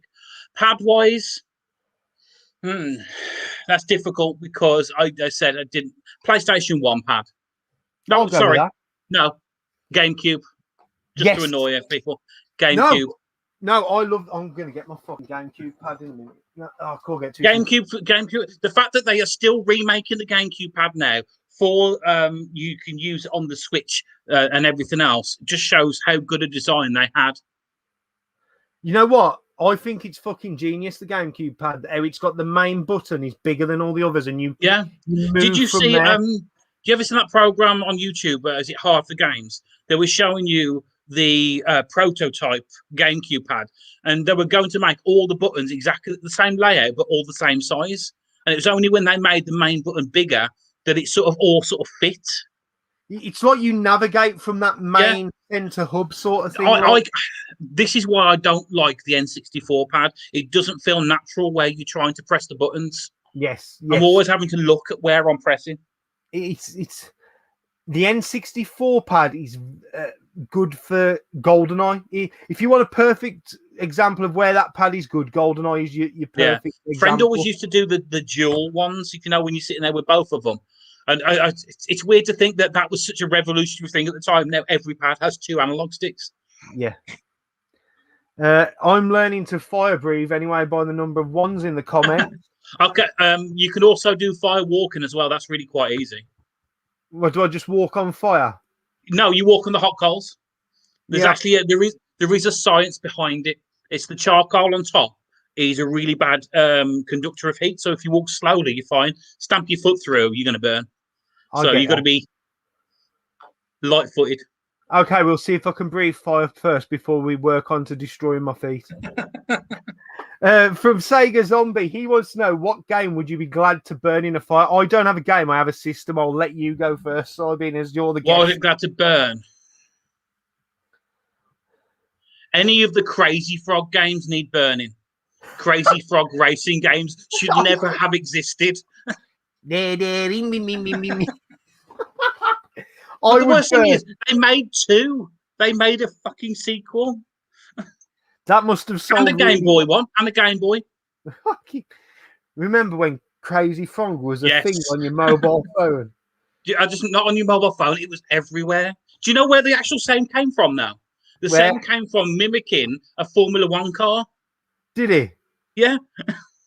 There was a little ad, and it was just talking about like Formula 1 cars, and it had that sound. But then somebody had the genius thing to put that sound with this fucking annoying frog. So, what system or game would you burn? The Barcode Battler. The Barcode Battler. My mate James would say, not James, John would say no. He had a Barcode Battler. He asked for a Game Boy, and he was given a Barcode Battler instead. I got given a Barcode Battler by my sister, who I don't speak to, nothing to do with the Barcode Battler, but it does hold a good rare. And I remember getting it for a fucking Christmas or a birthday, and it was just the biggest piece of shit ever. Right. Oh, saying that, did you see the video the other day? There was a news program saying they were concerned that parents were going to be forced to buy more groceries just so kids can get the barcodes for the Barcode Battler. You know why? It was a big thing in Japan. Yeah, but you know what? Fucking nothing worked. Nothing. No.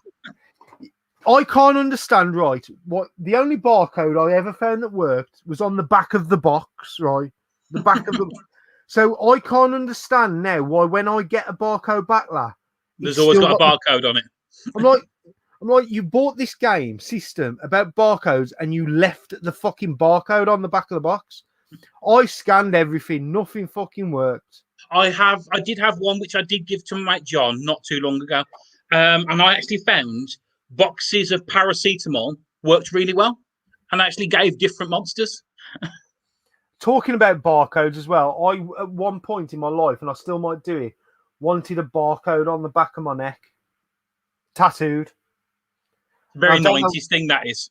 I don't know why I wanted it done. I just wanted it. I wanted it for some like 27p as well. Like really random. I'd love to see if you scanned it, what it actually say where you were. So I reckon you could design that now. I want a 27p Dainster barcode. Actually, no, it wouldn't be a barcode though. You can have it as like the QR code, so it can take you to like your website. That'd be quite good. I bet people now get them fucking QR codes. Yeah, they get them tattooed to themselves and shit. Here's one for you. I know a lot of people. I go on about this and people laugh, but I like BattleBots, which is literally the final happened yesterday. But one of the robots had at the bottom of it a QR code. So when it was flipped over, everyone was like, "What the fuck's this QR code?" So people were pausing it, scanned it, and it sent them to a secret website so you can buy their merchandise for the robot. Have you Great. ever built a robot, Si?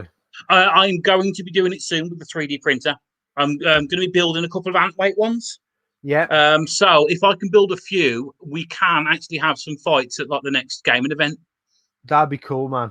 Obviously, it can't be ones that have got high-powered weapons that can destroy. Everyone like remembers it from when Craig Charles used to do the commentary, didn't they? If you, I know that the British one is great, but the way the Americans have got their robots now, there's a robot called Uppercut, and literally it went in and it hit this robot and just split the robot into two. Fuck. The power of these things now. Right, moving on to another one. I have. Oh, I went onto the marshmallow one while we were talking. How is that one? Very sweet. Very sweet, yeah. It's nice, but it's very, very sweet, to be fair. Have you played any of the Robot War games, Si? Because I vaguely remember one being on the PS2 and the Game Boy. The PS2 one, again, there is a story behind the PS2 one. And again, it's my brother. We were there, and I think we had the money to buy one game. And I convinced him he was going to get, I can't remember, some racing game. And I said, no, we've got to get this Robot Wars game. It's the best game ever. How wrong I was. It's absolutely shocking. If you've ever played it, I mean, the Game Boy ones are bad, but the PlayStation 2 one, it's just like you just walk around and hit each other and go, dead. That's it. Is the Game Boy one really? There's a Game Boy Color. There's 3 Game Boy ones. There's one on the Game Boy Color and 2 on the Game Boy Advance. There is also one on the original Xbox. The original Xbox one is the best one. If you're going to try one, out of them all, do you get to like build your own robot in them? Or, you do get to build them, but the problem is, it's. Do you know you have a game that's got really bad hit detection? Yeah, which in a game like this is worse. This is worse. You go and you flip them, right? Somebody who's flipping someone gives as much damage as somebody who's got like a big, heavy hammer. So it's like you just 2 lumps of metal hitting each other. It's such a shame. It'd be great to see a brand new one. If they could remake one of them. I was just going to say, with like the advances of the consoles and obviously PS2, you were limited to what you could build as a thing, whereas now the world's a whole bigger place. It could be you get these games now, and before you like start racing, how much customization can you actually do in a game? You know, PlayStation 5. Would you ever get one, or do you have one? I want one. You want one? I don't. I've never, other than the PS1, I've not had a console at launch.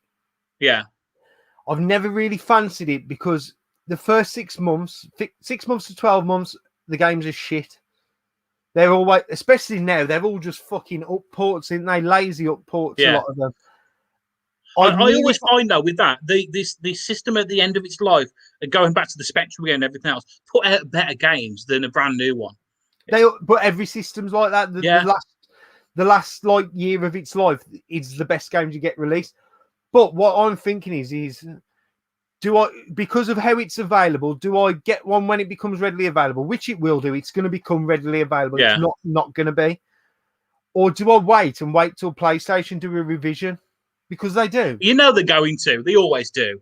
And that. I mean, has there been any issues with the PlayStation 5? I've not heard any big failures or breakdowns with them. I've not heard anything with any of them. The Xbox have heard a few things, but that was early doors when fucking idiots didn't know how to stand it up and were doing stupid stuff, blowing smoke through it. Yeah, that's what I mean. Did you see them once? But I want one because I think it's going to be the last physical media console. Yeah, sadly, I think you're right with that. With the PlayStation now, are they updating the VR as well? Yes, I have heard. Yeah, I've not, because me with the VR, I really, really do like the Quest 2 when I can get it off my son. Me and Paul were talking a bit about it last week. I think it's got to become wireless because that is my biggest bugbear with the PS4 VR. I'm always worried that I'm going to fucking woke up, come out of it tangled up in the fucking before I bought my Oculus Quest 2, I borrowed my brother's PlayStation VR. The hassle to set that up to move it to somewhere else is an absolute pain in the arse. It really is. Yeah, But what very games to do you agree. play on yours then? What do I play on my PS5? No, Um, on the VR. Oh, on the Because you've got one, VR. ain't you? I haven't played nothing on it. The last game I was playing regular on it, I'm trying. See, Gran Turismo was one, but they've got so many limited tracks. Like I've Yeah. not been back to it. They might have done an update. I Have want you it. tried?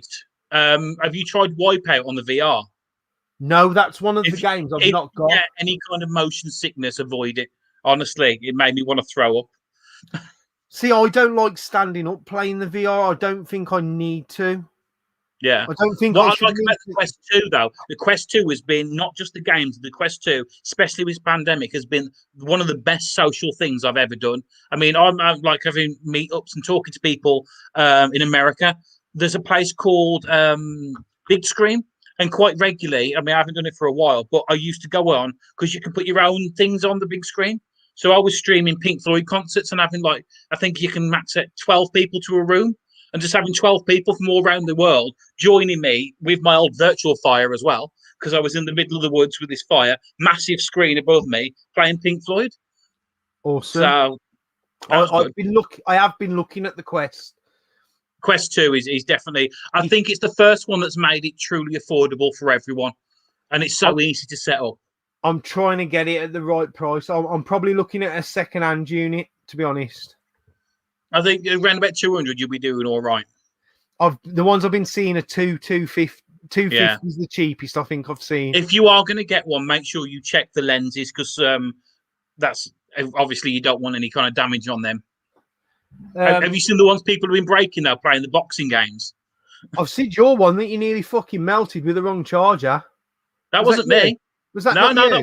that was a picture on the actual Oculus group. What they Oh, did is I thought that was you because it was no, you God, no. I mean, I used the charger that came with it. I'm not that stupid. But why would you put a fast charger on it? You know. Yeah, I got that mixed up because it was you I saw share it a couple of places. I just put stupid posts I like to put up. Yes, I had noted. I did Yeah. like the one about the they've landed on Mars and they find human writing on the wall. What does it say? Do you know what? That's not even my post, that one. Okay, let's go. Not only did YouTube really help with the social network, but the random nerd chat that I started up as well, it was started up as a way just to get people talking and communicating and not to feel like they're on their own. Sorry to just jump in. So this is a Facebook group for anyone who's in the comments who want to join. Just search random nerd chat on Facebook. This is Size Group. Sorry, I just wanted to get a plug in for you. But yeah, anyway, thanks for that. But that's why that group started up. It started up as a messaging group, just literally to get people talking. But obviously, with messaging groups, you can lose track of what people are saying. Have you turned your phone on? Me? No, I ain't touched my phone. I don't know. Sorry, I can hear it. I can hear an echo. I can't get on my end, mate, to be honest. Okay. But anyway, yeah, that started up and then it went on to the actual Facebook group itself. And it's been great because it's just got people talking. You know what I mean? Granted that half the time it's just random, stupid posts, but sometimes that's all you need. You know what I mean? Just to get people talking. It's a fun group, man. I mean, 99.9% of my comments are sarcastic and taking the piss on there. But that's just you anyway.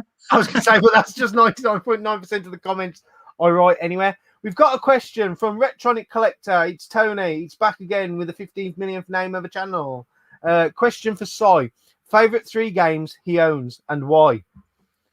Favorite 3 games I own? I'm guessing you own them because you like them. Yeah. Skull Monkeys on the PlayStation 1. Absolutely love that game. It's a solid platformer. Really good music, great humor in it. And it's just a solid game. Really, if you've never played Skull Monkeys, I advise just give it a go. Stunt Car Racer for the Amiga. Absolutely, I've put so many hours playing Stunt Car Racer on the Amiga. It's great as well that you can actually hook that up with the Amiga, even to an Atari ST, and play 2-player. I just love that 2 competitors you can link cable together and drive. And the third one, I don't know. Third one, SSX3 on the GameCube, because I never expected to like it as much as I did and play it as much as I did. Don't even know how I ended up getting it. I think it was just in a bundle back in the day. It was a loose disc for the GameCube. We put it in, and hours and hours and hours. I think we played that. My wife played it. My mates played it. I've still got the save data on my memory card. So yeah, SSX3. Weird thing is, I know there's 2 more SSX on the GameCube, and I've never played them. I've only ever played 3. What's yours? My top 3 games. Yeah. Let me have a look at the cider's coming back to get you. Yeah, it is definitely. Top 3 games. I'm looking. I don't want to go for generic ones, so I'm looking at Streets of Rage and just ignoring it. But if you like Streets of Rage, I'm going to go with Royal Rumble on the SNES. I used to play that a lot as a kid. I've never been able to get into any kind of wrestling game. I just don't know the controls. I end up spamming the buttons. See, I'm massively into wrestling games because my second one is Saturday Night Slam Masters, which is more of like a Street Fighter vibe wrestling game. That was also on the SNES. And a real random one, Courier Crisis, because it was almost a little bit like I don't like GTA before GTA was GTA, like where you do missions and go play. Courier Crisis. I don't think I know that one. Actually, not GTA. It's more like Crazy Taxi on a push bike. Okay. So it's like Extreme Paperboy. It's like you're delivering parcels all around town, and you get better, faster mountain bikes, man. And I remember playing the hell out of that as well. So tell you what, though, saying that, how good was Crazy Taxi, or is Crazy Taxi still to this day? Brilliant. Such a good game. I just realised I'm not allowed to have Saturday Night Slam Masters though, because I don't own it, and I've just read Tony's question again. Fucking Tony. I'm looking up now. I'm going to go with something really, really fucking boring and say Psycho Fox on the Master System because I love. Do you know what? It is a good game, that, but it's a weird controls though in it on that. I played that more as a kid than I did Sonic because I liked how the different characters were so better. Do you like Decap Attack as well, or can you not get into that one? Because it's pretty much the same game. I never knew Decap Attack because I didn't have it for the Mega Drive until I became a collector, and I've still not got it, so I've not played it. But I imagine I would. But I just liked how, like, you got the hippo who was slow and fat, but he could break the bricks and stuff like that. Yeah. And then you got the cheetah who was fast, so he could run and. I could never get to grips with that game. We get the poles where it swings left, backwards, and forwards. I could never get the hand of that. Oh man, if you could get on the little tip and you could get it rocking forward, you was cruising, man. I'm telling you. So there you go. That's my answer. I'm going to ask Vouter's question because I have an opinion on it as well. So, do you ever find pieces of food in your beard from yesterday? No. See, I hate it. Right, you know when you have a beard, yeah, and you're eating, you can guarantee someone always says, you got a bit of food in your beard. And I always go, yeah, I know. I was leaving it for tomorrow.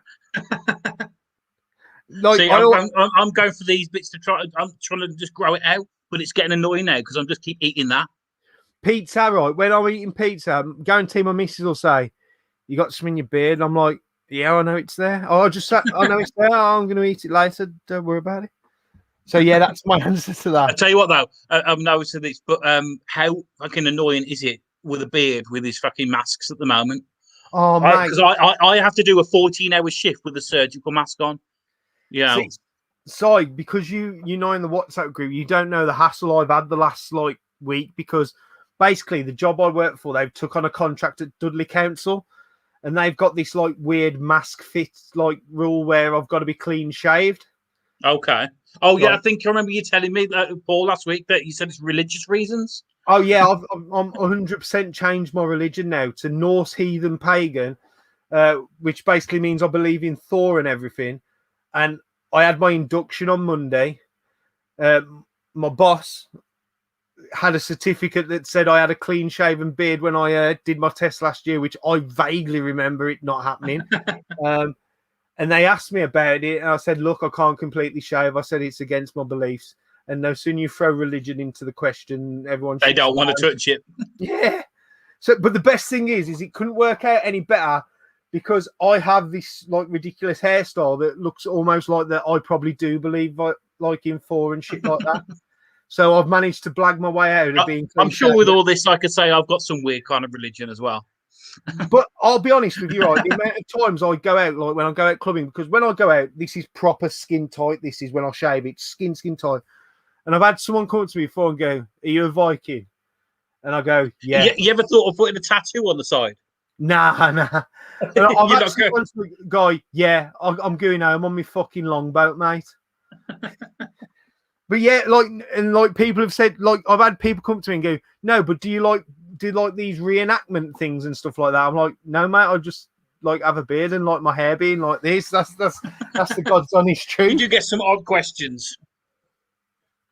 I think like if you fall from anything that's like not seen as the mainstream blending with the norm, Well, believe thinks, it or not, though, but years and years ago, I actually was full blown goth, if you know what I mean, with black hair and everything else, and trench coat and all the rest. So yeah, I've had all the questions. just reading a few of the comments, face nappies, somewhat Stu's calling out beards too to UK. But yeah, I mean, All right, let's wind you up. I almost very, very close to buying an Evercade. I was hovering over it, but I have decided against it. I think with the carts that are coming out this year and what the agreements I've heard with, they're going to put the arcade games on. Yes, with what I've heard, I really think that system is moving places. And again, what's the talk about it being an actual console though? That's something that could possibly happen. You know, and if it's got that crossover with like you can put the carts into it. Stu's here with his negative comments, but the day I knew that was going to wake him up.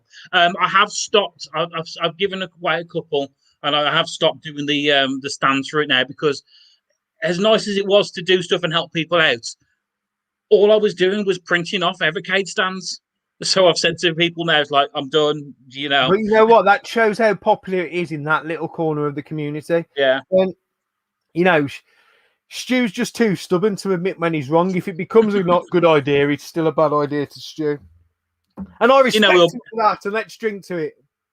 He'll buy one. He'll buy one eventually. I'd buy him one, but I just don't like him that much. I can get away with saying that. He's all right, Stu. You know, the weird thing is, talking about the whole not knowing people, the first revival I went to, I swear I spoke to Stu, but I didn't know who he was. Was he at the bar? Well, I can't remember, to be honest, but it was the first time I went to the revival. I was like, oh, I think I know that person. I think I know that person. I'm not sure, but it's weird how, as you said, doing more YouTube now, you realise that they're just normal people. You know what I mean? But I generally wasn't sure it was him or not.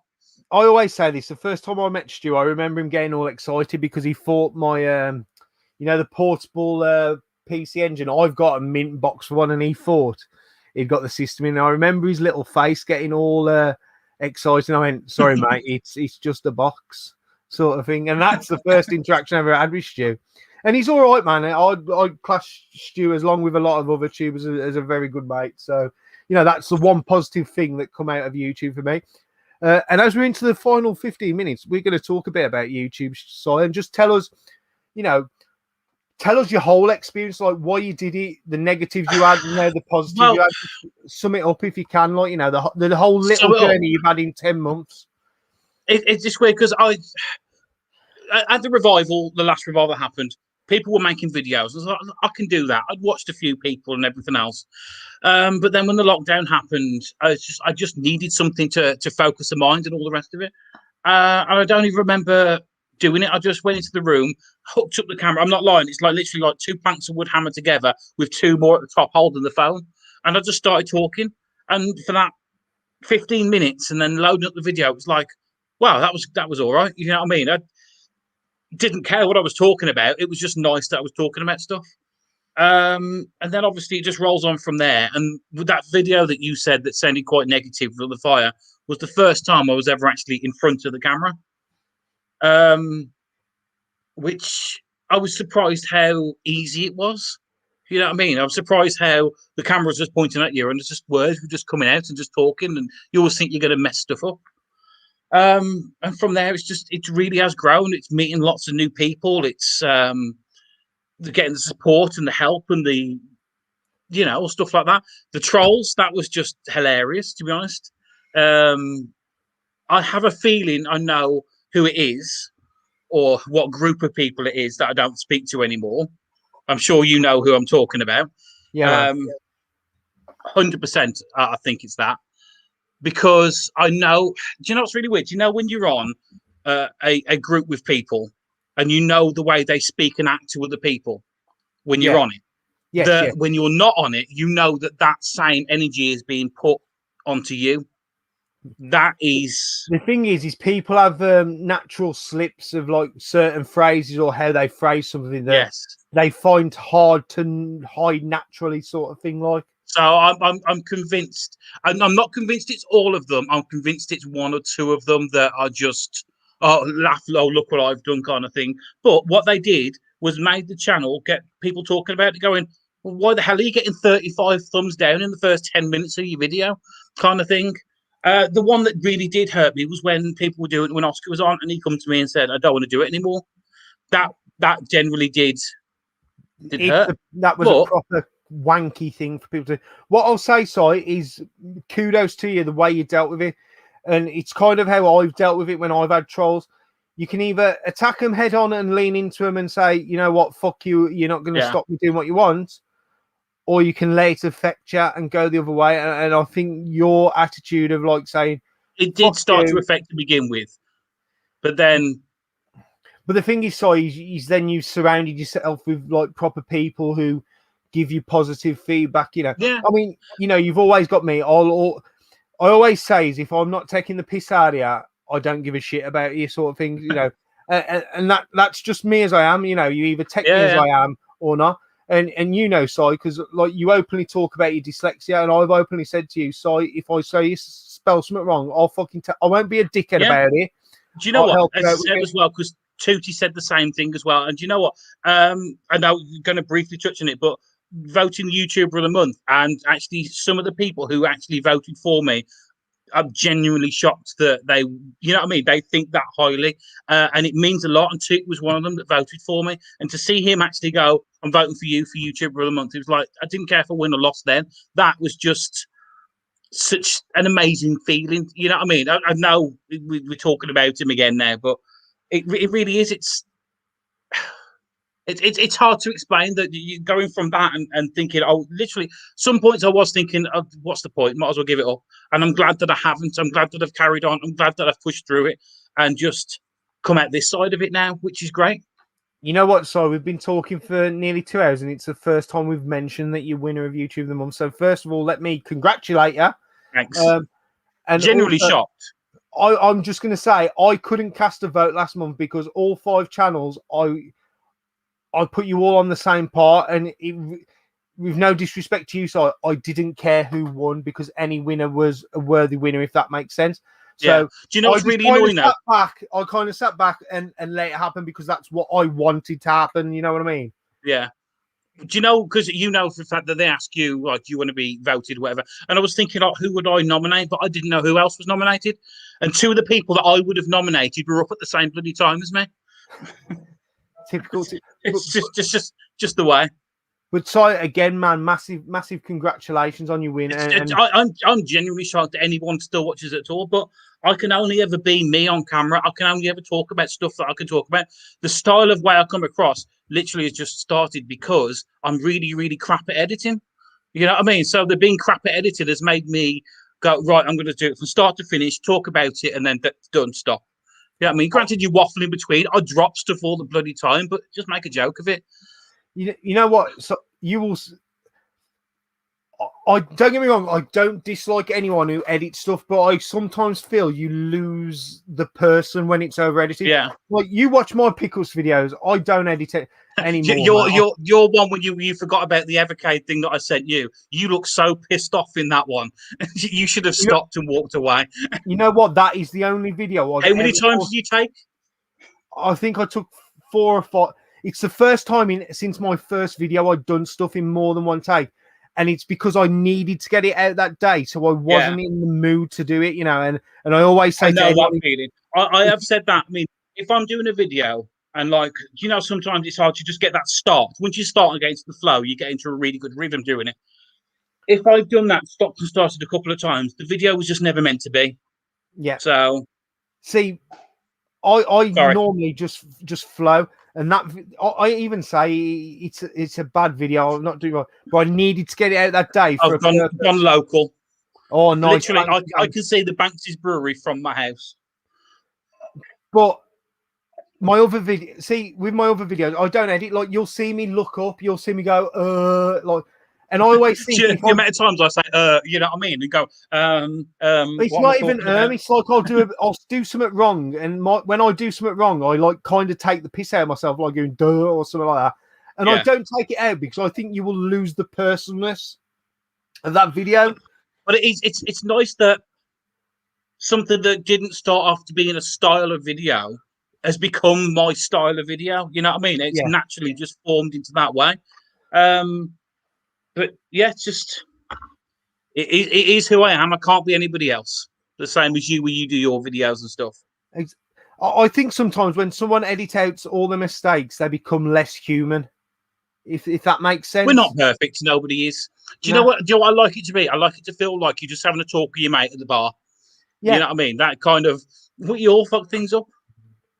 I mean, when I'm doing a video, I'm not thinking of like all the people who are going to continually watch it. I'm thinking of like the 4 or 5 people who I know watch all my videos, like your Stews who I'm talking to, or your Scott Brand, Sega Zombie. I'm thinking I'm talking to that person, so I can just let it flow like I would. Sort of thing. Like with these streams, I don't want to sound like I'm ever disrespectful to my audience because I have a brilliant audience and they've been super every lockdown. But sometimes I forget, just like you off there. No, but I sometimes forget they're there because the conversation's here between me and you, if you know what I mean.